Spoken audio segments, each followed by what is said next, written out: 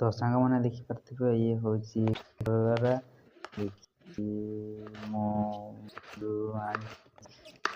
छोट छोट कलरा गुडी को देखिदेबे मु छोट छोट कलरा सब काटी ये आपण मैंने देखिथिबे मो कलरा गुडी को छोट छोट करी काटी